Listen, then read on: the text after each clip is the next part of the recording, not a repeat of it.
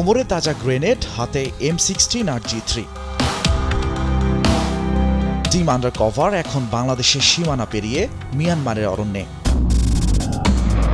ক্যামেরার চোখে যাদের দেখছেন তারা আরাকান আর্মির জন্য এসব যুদ্ধাস্ত্র পাচার করে। বাংলাদেশের সীমানা পেরিয়ে মিয়ানমার সীমান্তে এসে এসব অস্ত্র আর পাচারকারীদের মুখোমুখি হওয়াটা কিন্তু সহজ ছিল না। প্রতিটি মুহূর্তে ছিল টান টান উত্তেজনা, আতঙ্ক আর ছিল অনুসন্ধানের রোমাঞ্চ। চলুন তাহলে শুরু থেকে শুরু করি। কেন আর কিভাবে আমরা অনুসন্ধানের শেষ গন্তব্যে পৌঁছালাম সেই পথগুলো চেনাই আপনাদের।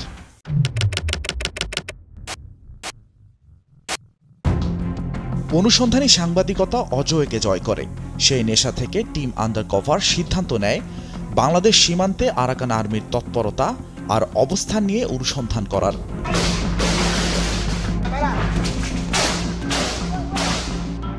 জানা যায় 2009 সালে প্রতিষ্ঠিত আরাকান আর্মি গত 2 বছরে মিয়ানমার সরকারের বিরুদ্ধে যুদ্ধরত সবচেয়ে শক্তিশালী বিদ্রোহী বাহিনীগুলোর একটি হয়ে উঠেছে।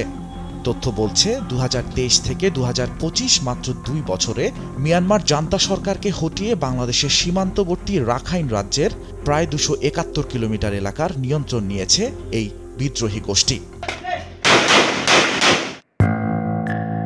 নিরাপত্তা বিশ্লেষকরা বলছেন যার ফলে কিছুটা নিরাপত্তা ঝুঁকিতে পড়েছে আমাদের মাতৃভূমি। তাদের অবস্থান সম্পর্কে তথ্য সংগ্রহের জন্য সর্বদক্ষিণের 2টি জেলায় 2 মাস ধরে নজর রাখে টিম আন্ডার কভার। প্রথমে যে তথ্যটি আমাদের মনে খটকা তৈরি করে সেটা হলো টেকনাফ সীমান্ত বন্দরটি প্রায় 8 মাস ধরে বন্ধ, যার কারণ হিসেবে ব্যবসায়ীরা দায়ী করছেন আরাকান আর্মিকে। বন্দর বন্ধ হওয়ার কারণ হচ্ছে আরাকান আর্মি, তাদেরকেও ট্যাক্স দিতে হবে এই ধরনের একটা কথা বলার কারণে, আটকে রাখার কারণে এটা বন্ধ হয়ে গেছে। প্রায় যারা ব্যবসা করে আর কি তাদের মানে বলতে গেলে তারা অনেক সমস্যায় পড়ে গেছে এবং শ্রমিকেরাও অনেক কষ্টের মধ্যে পড়ে গেছে এবং সরকারও রাজস্ব হারাচ্ছে। টেকনাফের স্থলবন্দরে প্রায় 5,000 পরিবার জড়িত, যারা আমদানিকারের কাছে মোটামুটি তারা তো মোটামুটি দিন পার করতেছে। দুশ্চিন্তায় হলেও ওই শ্রমিকগুলো খুব বাজেভাবে মোটামুটি গিয়ে করতেছে। এই বন্দর বন্ধ হবার নেগেটিভ প্রভাবও পড়তে শুরু করেছে টেকনাফ এলাকার বাসিন্দাদের ওপর। প্রাথমিক তথ্যকে মাধ্যমিক পর্যায়ে নিতে ছদ্মবেশে অনুসন্ধানে নামে টিম আন্ডার কভার, মিশে যায় স্থানীয়দের সঙ্গে।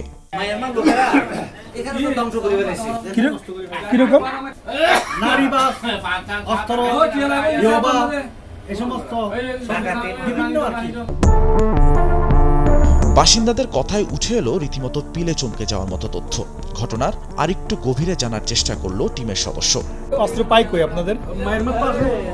বিক্রি করতেছে তো এখানে। ও আচ্ছা আচ্ছা, বাংলাদেশ থেকে অস্ত্র কোথায় যায়? মানুষের হাতে হাতে যায় আর কি, সন্ত্রাসের হাতে যায়। আচ্ছা আচ্ছা, হাতে যায় এরকম। অর্থাৎ শুধু ইয়াবাই নয়, বাংলাদেশে এখন অস্ত্রের চালান পাঠাচ্ছে আরাকান আর্মি।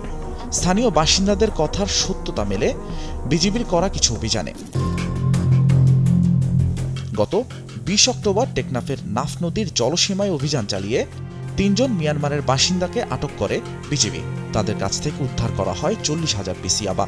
টেকনাফে এসব ইয়াবা পাচারের পেছনে উঠে আসে আরাকান আর্মির নাম। অভিযানে শুধু ইয়াবাই নয়, বিভিন্ন অভিযানে উদ্ধার হওয়া অস্ত্রের চালানের পেছনেও উঠে আসে আরাকান আর্মির নাম। এবার একটা পরিসংখ্যানের দিকে মনোযোগ রাখা যাক। গত 1 বছরে শুধুমাত্র টেকনাফ থেকে 46,36,000 ইয়াবা ট্যাবলেট উদ্ধার করে বর্ডার গার্ড বাংলাদেশ। এর বাইরেও ভয়ঙ্কর মাদক আইস উদ্ধার করা হয় 4 কেজি 200 গ্রাম। অন্যদিকে নাশকতার উদ্দেশ্যে মিয়ানমার থেকে বাংলাদেশে পাচার করা 4টি মিলিটারি গ্রেডের G3 রাইফেল উদ্ধার করে বিজিবি। এছাড়া ভিন্ন ভিন্ন অভিযানে রকেট লঞ্চারের 2টি গোলাসহ 5টি বিদেশি পিস্তল, 4টি গ্রেনেড এবং 667 রাউন্ড তাজা গুলি উদ্ধার করে বিজিবি। এসব মাদক আর অস্ত্র পাচারের ঘটনায় ইতিমধ্যে আরাকান আর্মির জড়িত থাকার সত্যতা পেয়েছে আইনশৃঙ্খলা বাহিনী। এবার একটু সরেজমিনে অনুসন্ধান। বিদ্রোহী গোষ্ঠী আরাকান আর্মি যে বাংলাদেশকে অস্ত্র ব্যবসায়ের রুট হিসেবে বেছে নিয়েছে তার প্রমাণ পাওয়া যায় খোদ এক অস্ত্র ব্যবসায়ীর কথায়। কিন্তু শর্ত একটাই, গোপন রাখতে হবে তার নাম পরিচয়। চিটাং ডাহার থেকে মানুষ এসে ওর কাছে বিক্রি করি, কিছু টাকা লাভ করি, সেজন্য ব্যবসা করি আর কি। এক এক অস্ত্র থেকে আমি 10-15 হাজার টাকা করে পাই, 20,000 টাকা করে পাই। কিন্তু এসব অস্ত্র কারা সরবরাহ করে? আরাকান আর্মির থেকে। তারা টিয়ার চাহিদা বেশি, তারা টিয়া পায় না, সেই জন্য কিনে বেঁচে ফেলে আমি কিনে নিই। কিন্তু এসব অস্ত্র লেনদেনের ক্ষেত্রে যোগাযোগের মাধ্যমকে কিভাবে বহন করা হয়? জি, ফোনে যোগাযোগ করি, বুট দিয়ে আসে, নৌকা দিয়ে আসে। প্রিয় দর্শক, একটু মনে করিয়ে দেই, আমরা কিন্তু আপনাদের এসব অস্ত্রের উৎসের কাছে নিয়ে যাব, যেখান থেকে শুরু করেছিলাম ঠিক সেখানে। তবে তার আগে একটু অনুসন্ধানী ঘোরা ছোটাই। অস্ত্র ব্যবসায়ীদের কথায় যেন একটা কথা স্পষ্ট, টেকনাফ এলাকার রন্ধ্রে রন্ধ্রে ছড়িয়েছে আরাকান আর্মির বিস্তার। তাদের সঙ্গে যুক্ত হয়ে ব্যবসা করছে বাংলাদেশি কিছু অসাধু চোরাকারবারি। এবার টেকনাফ উপজেলার আরেকটি ভিন্ন এলাকায় ছদ্মবেশী অনুসন্ধান। আরাকান আর্মির আতঙ্ক ছড়িয়েছে সাবরাং ইউনিয়নে অবস্থিত শাহপুরীর দ্বীপেও। নয়নাভিরাম এই দ্বীপটিতেও নাকি নিজেদের অস্তিত্বের জানান দিচ্ছে আরাকান আর্মি। কি ঘটছে সেখানে? শুরুতেই পর্যটকের ছদ্মবেশে মাঠে নামে টিম আন্ডার কভারের সদস্যরা। কৌশলী কথাবার্তায় স্থানীয় এক মাঝির কাছ থেকে জানার চেষ্টা করা কি ঘটছে এখানে। মানে কি আসে? টেবিলের সোনা আর বড়ি অস্ত্র আসে, অস্ত্র আসে। স্বর্ণ কত আসে? কত আসে? মনমনুক আছে, মন বাদ দিয়ে ঠলা লিয়ে যা একদম টাকা পড়ে যায় নেবিয়ালা পায় ওগুলো টাকা পায় না। অর্থাৎ নাফ নদী ঘেঁষা শাহপুরীর দ্বীপকে চোরাচালানের রুট হিসেবে ব্যবহার করছে আরাকানরা, আর এসব অবৈধ পণ্য ছড়িয়ে দেওয়া হচ্ছে গোটা বাংলাদেশে। এবার আরাকান আর্মি সংশ্লিষ্ট একটু ভিন্ন বিষয়ে মনোযোগ স্থাপন। তথ্য বলছে গত কয়েক মাস ধরে এই দ্বীপের জেলেদের অপহরণ করে নিয়ে যাচ্ছে আরাকান আর্মি। তাদের কারণে অপহরণ হওয়া জেলের পরিবারগুলোর অবস্থা এখন মানবিক বিপর্যয়ের মুখে।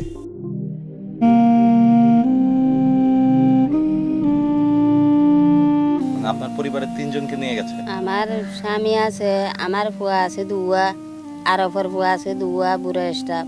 আরাকান আর্মি লয়ে গেছে, অস্ত্র ধরি লগিয়ে গয়। অর্থাৎ মাছ ধরার সময় নাইখন্দিয়া এলাকা থেকে একই পরিবারের মোট 3 জনকে অপহরণ করে নিয়ে যায় আরাকান আর্মি। বাত হাই না, তোর হারি নাই কিছু না, আর দরিয়া জাপ দিয়ে আরাম মরে যাইম বই। শুধু একজন কিংবা দুজন নয়, তথ্য বলছে গত 2 মাসে শাহপুরীর দ্বীপের নাফ নদী থেকে অন্তত 116 জন জেলেকে অপহরণ করে নিয়ে গেছে আরাকান আর্মি। মাছ চাইতে গিয়ে চাকরতে রে আর বানার মেয়ে দই লগিয়ে 5 জনের পুরো মা 5 জন আছে, 5 জন লগিয়ে অনেক খুশ সবার না ভাই বাসে আসে নে, জানা আসে নেই। এমন অভাব আর অনটনের গল্প যেন শাহপুরীর দ্বীপে প্রায় অপহরণ হওয়া জেলে পরিবারের নিত্যসঙ্গী। মাস করে দিনে আজে আমার বাড়িতে কেউ না হয়, শহরে বাবা তো কেউ সাহায্য করে না, ভিক্ষা করি হয়, এত দোয়া আছে চেষ্টা করতে পারছি না।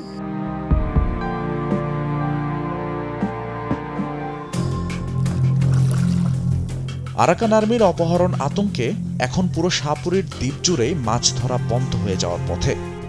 এরা তো মনে করো আমাদের চূড়াবালির চর যেটা উঠছে, চূড়াবালির চরের মধ্যে কষ্ট হয় জেলেদের, তাহলে ওই যে হাড়িটা হয়েছে এদের ফাঁসি হয়েছে, হাড়ি ভাই চলে আসতো, সে সময় তারা হঠাৎ করে হাল থেকে বাইরে অস্ত্র জিম্ম করে নিয়ে যায়। আমাদের জীবন বিপর্যয় অবস্থায় আছে এখন, কিন্তু এরা তো আরাকান আর্মি তো এখন কিছু মানে না, এদের তো কোনো নির্ধারিত নাই, এরা তো মনে করো লুটপাটের মতো।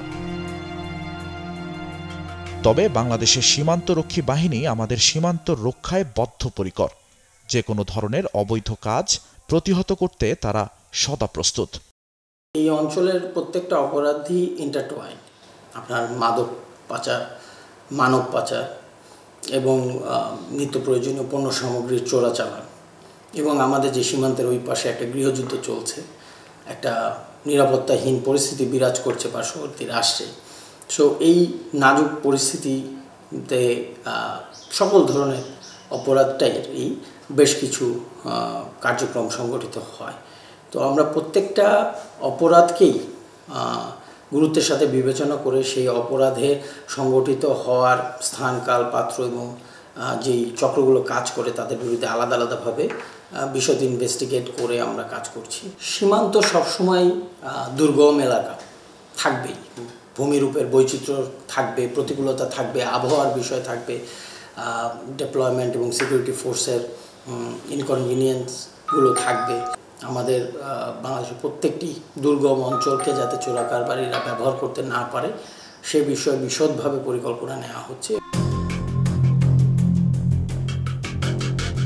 টিম আন্ডারকভার এখনও বাংলাদেশের সীমান্তেই আছে, তবে আরাকান আর্মির অস্ত্রের উৎস খুঁজতে যাব আমরা মিয়ানমার।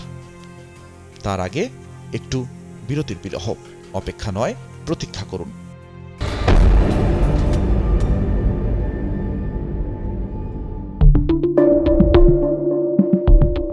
প্রতীক্ষার পালা শেষ।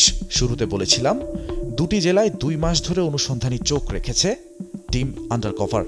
এবার কক্সবাজার থেকে পাশের জেলা বান্দরবানে টিম আন্ডারকভার। প্রাথমিক অনুসন্ধানী তথ্য বলছে বিচ্ছিন্নতাবাদী এই গোষ্ঠীর তৎপরতা আছে বান্দরবানেও। সেখানকার নাইখুংছড়ি উপজেলায় ছদ্মবেশী টিম আন্ডারকভার। এই উপজেলার শেষ প্রান্তে অবস্থিত ঘুমধুম ইউনিয়ন। এই ইউনিয়নের স্থানীয় বাসিন্দা হাসান। 2 বছর আগেও সীমান্তবর্তী জমিতে কৃষি ছিল হাসানের একমাত্র পেশা, কিন্তু হঠাৎ একদিন জমিতে গরু নিয়ে যেতেই বদলে যায় হাসানের জীবন। সীমান্তর দিকে প্রায় 300 মিটার ভিতরে বাংলাদেশের ভিতরে আমাদের ওখানে চাষবাস করি। হঠাৎ করে আমরা যাওয়ার সময় আমাদের ক্ষেত আছে না, ওই দিয়ে গরু নিয়ে যাচ্ছি। বড় ধরনের একটু বাস্ট হয়েছে, তখন আমার পাটা মানে একদম বিচ্ছিন্ন হয়ে যায়। কিন্তু কোথায় ঘটে এই দুর্ঘটনা? ওটা হচ্ছে 22 পাড়িতে। আমাদের হাজার হাজার লোকটাকে জিজ্ঞেস করতে পারে ওটা বাংলাদেশের ভিতরে। প্রশ্ন হচ্ছে বাংলাদেশের সীমান্তে কারা মাইন পুঁতে রাখলো? আরাকান আর্মিরা। বিস্ফোরণে পা হারিয়ে পঙ্গুত্ব বরণ করেন ভাগ্যহত হাসান। গত 2 বছর ধরে পরিবার আর প্রতিবন্ধী সন্তানকে নিয়ে কিভাবে একটা দুর্বিষহ জীবন কাটাচ্ছেন জানালেন নিজেই। আমার একটা মেয়ে, 2টা ছেলে। আমার বড় ছেলেটা প্রতিবন্ধী। আমার ওয়াইফ বাড়িতে কাজ করে। বাংলাদেশের অভ্যন্তরে নাইখুংছড়ির ঘুমধুম সীমান্তবর্তী এলাকাগুলোয় মাইন বিস্ফোরণের ঘটনা যেন অহরহই ঘটে। প্রমাণ পাওয়া গেল মংলাইয়া নামক আরেক ভুক্তভোগীর কথায়। আমি গেছিলাম যে স্যার পাহাড়ের জুম কাটতে এই সময় স্যার মাইন নিচে পড়ে গেছে, তারপর সাথে সাথে উঠে গেছে ফুটে। জি স্যার, বাংলাদেশের ভিতরে ছিলাম। ঘুমধুম সীমান্ত ছাড়াও নাইখুংছড়ির তুমরু সীমান্ত ঘেঁষা গ্রাম চাকমা লামাপাড়ার বাসিন্দাদের নিরাপত্তা পরিস্থিতির অবস্থা যেন বেগতিক। মাইন বিস্ফোরণে আহত ভুক্তভোগী অংথাইংয়ের কথায় এই এলাকার একটা ভয়াবহ চিত্র ফুটে ওঠে।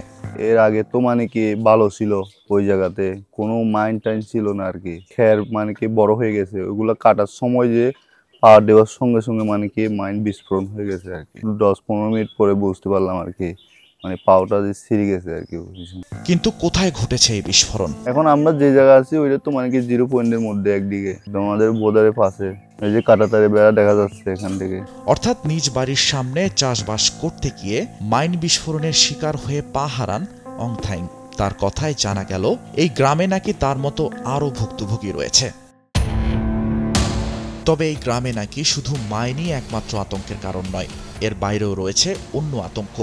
কিছুদিন আগে আমরা থাকতে পারতাম না বাড়িতে, মানে গুলি পড়তো এখানে। নাইখুংছড়ির ঘুমধুম ও তুমরু সীমানায় আরাকান আর্মি কিভাবে নিজেদের বিস্তার ঘটিয়েছে সেটার চাক্ষুষ প্রমাণ মিলল অংথাইংয়ের ঘরের পাশেই।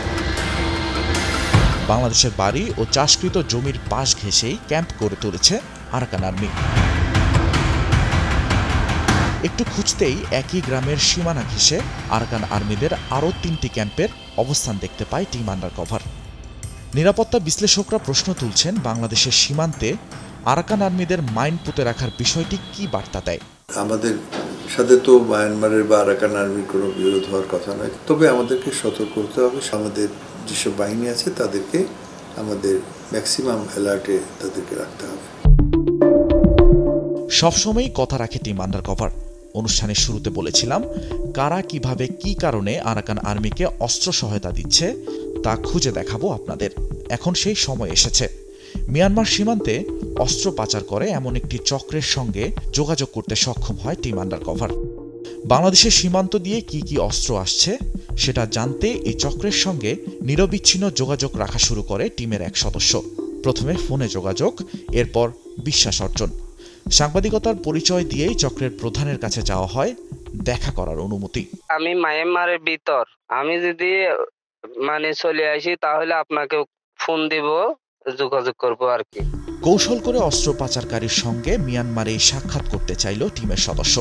ঠিক একদিন পর মিলল অনুমতিও। তবে দেখা করার আগে চক্রের প্রধান জুড়ে দিলেন কিছু শর্ত, যেমন তার হয়ে সাক্ষাৎকার দেবেন চক্রের অন্য সদস্য, তাদের পরিচয় রাখতে হবে গোপন। সাংবাদিকতার নীতি নৈতিকতা মেনে তার দেয়া শর্তে রাজি হল অনুসন্ধানী টিমের সদস্য। নির্ধারিত দিনে বান্দরবানের নাইক্ষ্যংছড়ি উপজেলায় অবস্থান নিল টিমের সদস্য। একটু পর টিম সদস্যকে নির্ধারিত স্থানে নেয়ার জন্য একটি অটো পাঠালো অস্ত্র ব্যবসায়ীরা। বাহনে চাপতেই অনুসন্ধানী দলের সদস্যকে নিয়ে সীমান্তের দিকে ছুটে চলল অটো। নয়নাভিরাম দৃশ্য দেখতে দেখতে একটা সময় পথ আটকে গেল। এরপর অটো চালকই পথ দেখালেন। তার পিছু নিয়ে বাংলাদেশের সীমান্ত ঘেঁষা পথ দিয়ে ছুটে চলল অটো চালক। ঘন জঙ্গলকে পাশে রেখে পাহাড়ি পথে ছুটতে ছুটতেই একটা দৃশ্যের দিকে নজর আটকে গেল অনুসন্ধানী দলের সদস্যর। যুদ্ধের প্রস্তুতি হিসেবে গোপনে বাংকার বানিয়ে রাখা হয়েছে এখানে।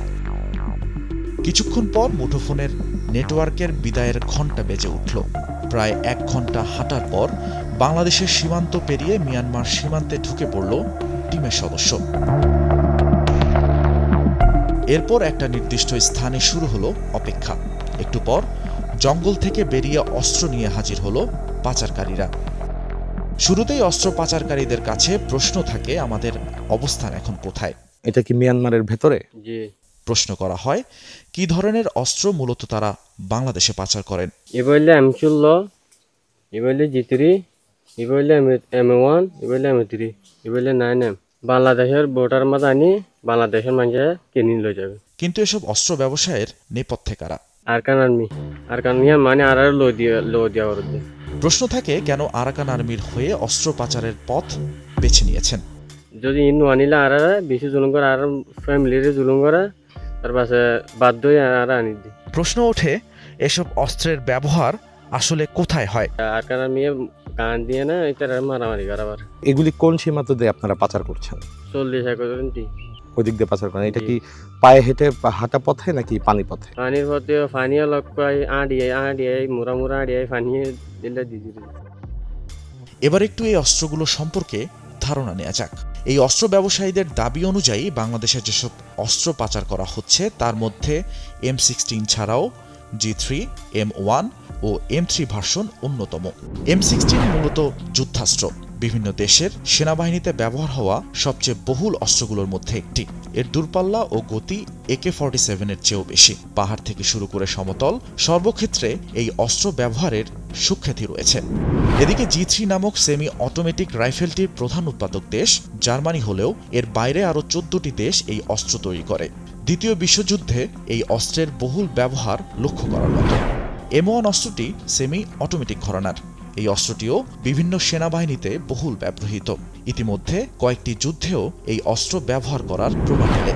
অন্যদিকে M3 অস্ত্রটি একটি সেমি অটোমেটিক মেশিন গান। তার মানে সীমান্ত দিয়ে যেমন তেমন কোনো সাধারণ অস্ত্র নয়, রীতিমতো যুদ্ধাস্ত্র পাচার করছে আরাকান আর্মি। আর এসব অস্ত্র ছড়িয়ে দেওয়া হচ্ছে দেশের আনাচে কানাচে। এই গোষ্ঠীর উত্থান যেন এখন বাংলাদেশের জন্যই বড় নিরাপত্তার চ্যালেঞ্জ হয়ে দাঁড়িয়েছে। এগুলো আমাদের জন্য একটা হুমকি হতে পারে এবং এগুলো হুমকি হচ্ছে, এবং আমি নিশ্চিত যে আমাদের আইন শৃঙ্খলা রক্ষাকারী বাহিনী এগুলো সম্বন্ধে সচেতন এবং তারা এগুলোর ব্যাপারে পদক্ষেপ নেবে। বিশ্লেষকরা পরামর্শ দিয়েছেন আইন শৃঙ্খলা বাহিনীর পাশাপাশি বাংলাদেশ সরকারের পররাষ্ট্র মন্ত্রণালয়কেও এই বিষয়ে বিশেষ তৎপরতা দেখাতে হবে। তা না হলে সীমান্তে অস্ত্রের ঝনঝনানি মানুষের আতঙ্কের কারণ হবে।